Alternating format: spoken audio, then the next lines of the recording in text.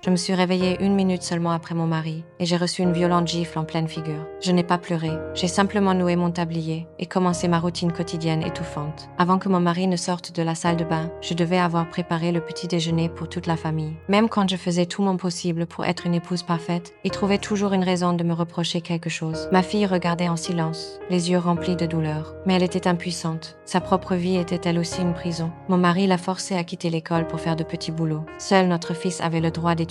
Une fois le petit déjeuner terminé, mes tâches ménagères étaient loin d'être finies. Je devais encore m'occuper de mon beau-père paralysé. Mais lorsque je l'ai aidé à tirer les rideaux, sa main s'est tendue vers moi. J'ai sursauté, mais je n'ai pu cavaler ma colère. Après tout cela, je me suis précipitée vers mon premier travail, nettoyer les maisons des riches. Mais même là, les femmes n'étaient pas libres. Dès que la maîtresse de maison parlait, son mari entrait dans une rage noire et lui ordonnait de ne pas l'interrompre. Même dans cette famille aisée, j'ai compris une chose.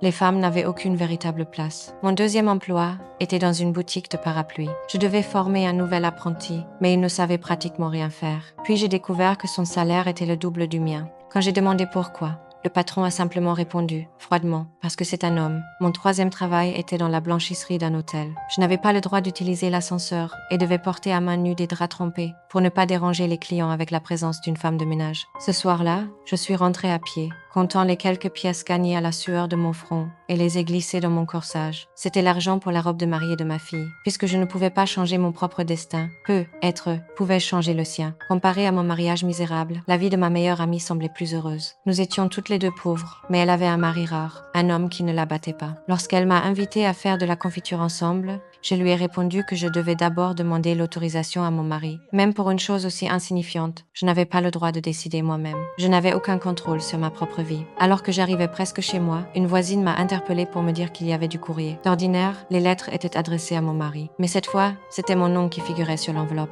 Je suis restée figée, fixant cette lettre pendant de longues secondes, avant de la monter à l'étage. J'ai ouvert l'enveloppe avec précaution. En lisant son contenu, mes yeux se sont écarquillés de stupeur.